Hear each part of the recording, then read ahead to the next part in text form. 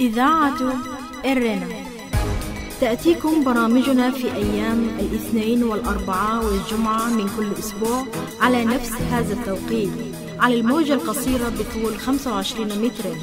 كما يمكنكم متابعة بثنا على القمر الصناعي نايل سات على التردد 11678 على الاستقطاب الرأسي. إذاعة إرنا الدولية إذاعة إريترية مستقلة يشرف عليها صحفيون إريتريون مستقلون، ويأتيكم بثها من باريس. مستمعي الكرام، طبتم وطابت أوقاتكم أينما كنتم وحيثما يصلكم بثنا لهذا اليوم الجمعة الموافق 21 من فبراير عام 2025. كما هي عادتنا دائما وأبدا مستمعي الكرام، نستهل البرنامج العربي بنشرة الأخبار، ثم بعد ذلك تتابعون حلقة جديدة من برنامجكم الأسبوعي تعليق على الحدث، والذي نخصصه اليوم للحديث عن فكرة طرح حكومة منفى إريتريا وعوامل نجاحها. وقتا طيبا نرجوه لكم مستمعي الكرام مع متابعة فقرات برامجنا لهذا اليوم.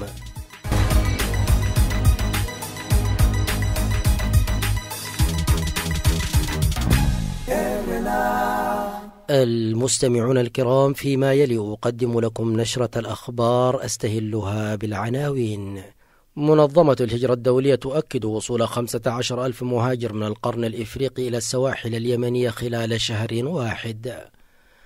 والأمم المتحدة تحذر من قيام حكومة موازية في السودان، والحكومة السودانية تستنكر استضافة كينيا اجتماع مؤتمر تحالف السودان التأسيسي.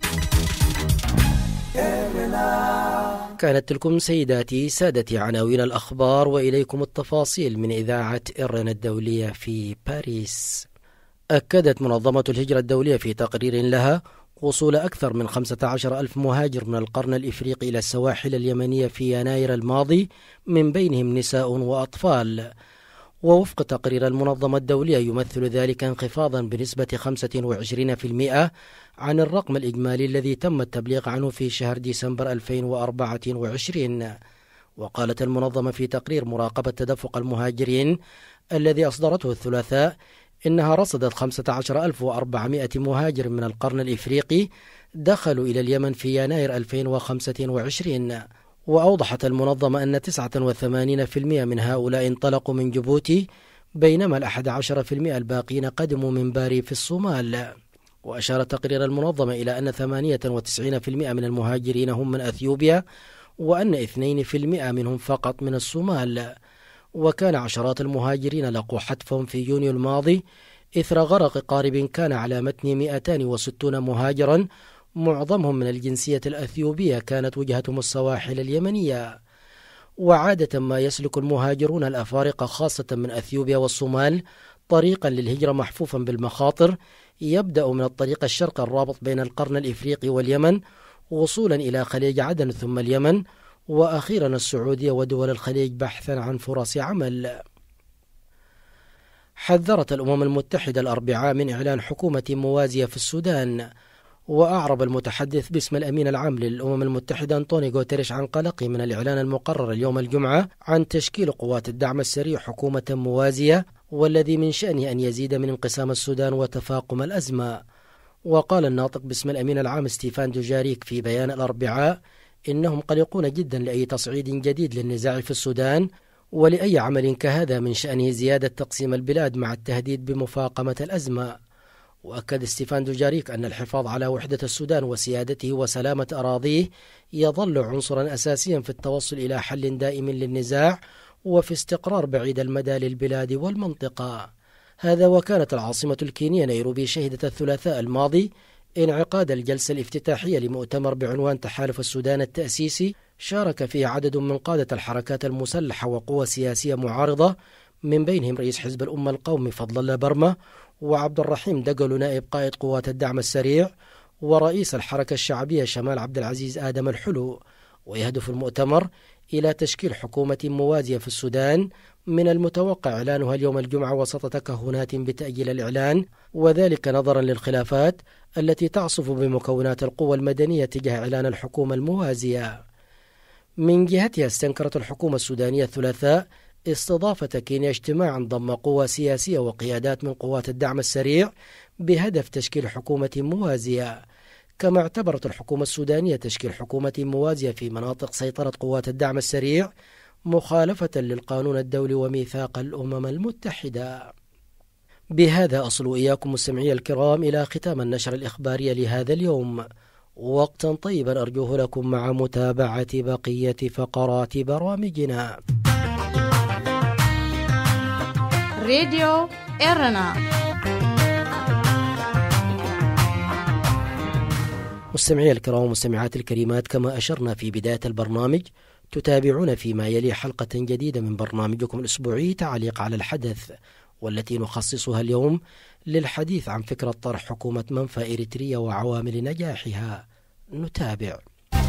إذاعة إرينا، صوت مستقل لإريتريا. أهلا بكم مجددا مستمعي الكرام ومستمعات الكريمات في حلقة جديدة من برنامج تعليق على الحدث، والتي نخصصها اليوم للحديث عن حكومة المنفى الإريترية التي كثر الحديث عنها في الأسابيع الماضية، والضجة الكبيرة التي أثارتها في الأسافير الإريترية، وانقسام الإريتريين حول الفكرة بين مؤيد ورافض لها.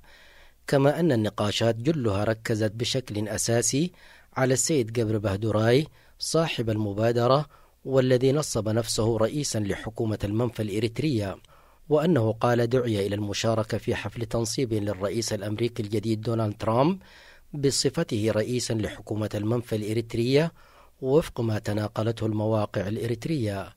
ودار لغط كبير حول خلفية الرجل السياسية وإسهاماته النضالية في القضية الإريترية وخلفيته الإثنية.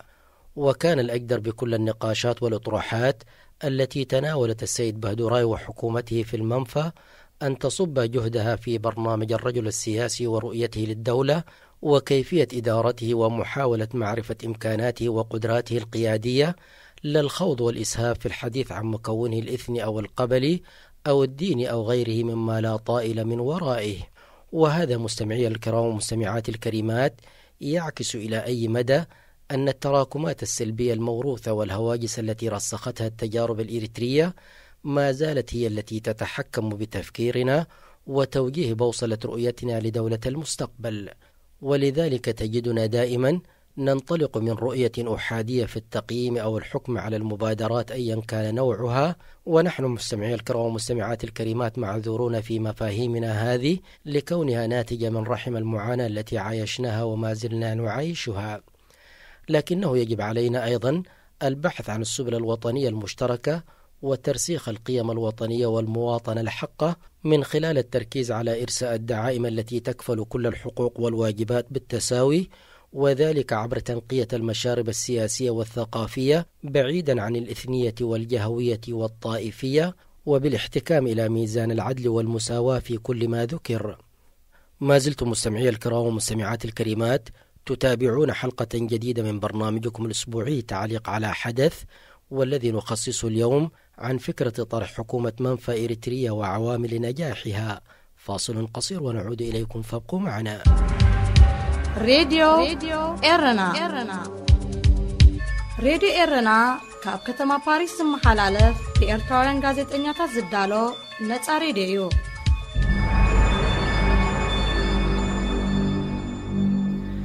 إذن مستمعي الكرام ومستمعات الكريمات، ما هي حكومة المنفى؟ ومن أين أتت هذه الفكرة؟ وما هو تاريخها؟ ثم ما هي عوامل نجاح هذه الحكومة إن وجدت؟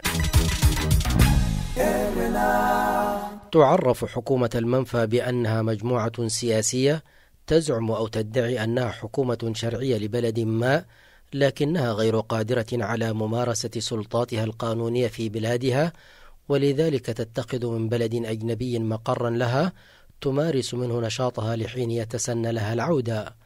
وحول تاريخ ظهور حكومات المنفى تقول الكاتب رضا بن نهار أنه لا يوجد تاريخ محدد لظهور هذا النوع من الحكومات على صعيد العلاقات الدولية في الوقت الحالي أو التاريخ المعاصر، إلا أن هنالك بعض الوقائع التي يستشهد بها في ممارسة صلاحيات مثل هذا النوع من الحكومات، ومنها القرارات التي مررها ملك بريطانيا جيمس الثاني في القرن السابع عشر أي في العام 1688 لمصادرة أملاك ثوار ما عرف وقتها بالثورة المجيدة، والذين أجبروها على الفرار إلى إيرلندا. ومن الشواهد أيضا ما حدث في القرن الثامن عشر، إبان الثورة الفرنسية عام 1789، والتي أبعدت آل بوربون من الحكم ونفتهم بعيدا. ومن منافيهم ظل هؤلاء الحكام السابقون يعتبرون أنفسهم على رأس السلطة في فرنسا، ونالوا اعتراف دول كثيرة بهذا الشأن. ولاحقا ومع انتشار نظام حكم الملكية الدستورية، أصبحت الحكومات المنفية تضم رئيسا للوزراء. والمثال الأبرز هنا ما حصل بعد انتصار الألمان في معركة هولندا عام 1940، وهو هروب العائلة المالكة الهولندية والعديد من السياسيين البارزين إلى لندن.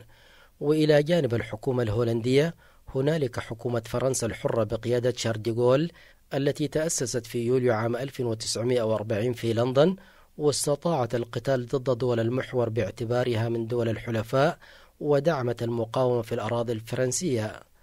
ونتذكر جميعا أو غالبنا مستمعي الكرام ومستمعات الكريمات الحكومة الكويتية في المنفى عقب الاجتياح العراقي للكويت في صيف العام 1990، والتي اتخذت من مدينة الطائف السعودية مقرا لها. أما الفكرة التي جاء بها السيد بهدوراي عن حكومة المنفى الإريترية لم تكن وليدة اليوم، حيث تضمنت الفكرة في دراسة مطلبية لحكومة المنفى نشرها موقع إريتريا ديجيست في 15 من يونيو عام 2021، مستندة إلى المنطلقات المنطقية المتمثلة في فقدان النظام الإريتري الشرعية في الحكم على الأسس القانونية والسياسية والاقتصادية التي أوردتها الدراسة. ما زلتم مستمعي الكرام ومستمعات الكريمات تتابعون حلقة جديدة من برنامجكم الأسبوعي تعليق على حدث، والذي نخصصه اليوم عن فكرة طرح حكومة منفى إريتريا وعوامل نجاحها. فاصل قصير ونعود إليكم، فابقوا معنا. هذه إذاعة إرنا. أما عوامل نجاح حكومة المنفى فتتمثل في أمور عدة يأتي في مقدمتها. أولا القبول الداخلي، وهذا لا يتأتى إلا إذا كانت حكومة المنفى ذا مصداقية وفعالية وتأثير على تغيير الوضع والإسهام في معالجة الوضع السياسي، وتحظى بقبول قاعدة عريضة من الشعب بالداخل. ويجب أيضا أن تكون مسنودة بمعارضة حقيقية وفاعلة ولها وجود على أرض الواقع، وتحمل أجندة وطنية تلبي طموح الوطن والمواطن، وتكون مرهونة لإرادة الشعب وتطلعاته. كما أنها يجب أن تكون نابعة من قوة المعارضة والثورة الحقيقية، ومستندة على عمل ميداني وأرضية ثابتة. ومن الأهمية بمكان ألا تكون حكومة المنفى أداة لأيادي خارجية، ولا تكون مفروضة من جهات خارجية يأتي أعضاؤها على دبابة أصحاب المصالح والأطماع الخارجيين. وتخضع أيضا في تكوينها واختيارها على التراضي والكفاءات، مستصحبة خلفية النضال الحقيقي. ومن عوامل نجاحها الأساسية أن تكون هذه الحكومة ذات برنامج سياسي واضح يبدد مخاوف كل فسيفساء المكونات الوطنية، وأيضا طرح برامج واضحة للعدالة الانتقالية والعدالة الاجتماعية والسياسية. وهذه مستمعي الكرام ومستمعات الكريمات نقطة مهمة لم يتطرق إليها السيد بهدوراي، وتعد من أكبر التحديات التي يواجهها، حيث أنه لا يملك برنامجا سياسيا واضحا حتى الآن في التعامل مع المشكلات المتشابكة والمعقدة في الواقع الإريتري، إضافة إلى ذلك كفاءته الحقيقية التي لم تختبر بعد في دهاليز أروقة النضال الإريتري وممارسة الفعل السياسي في ساحة تعج بأحزاب وحركات متعددة ومتشعبة، وأيضا منقسمة حول نفسها. فالرجل يفتقر إلى الإرث السياسي والقاعدة الثورية أو الحزبية أو الحاضنة المساندة، وذلك عطفا على الرصيد التراكمي النضال الماضي إن صح التعبير. فحسب معلوماتنا أن الرجل ليس له ماضي نضالي معروف أو تجربة سياسية في تاريخ الفعل السياسي الإريتري، إذ أنه يعيش في الولايات المتحدة الأمريكية منذ أن هاجر إليها في حقبة الثمانينيات من القرن الماضي، بمعنى أنه يقيم لأكثر من 40 عاما هناك.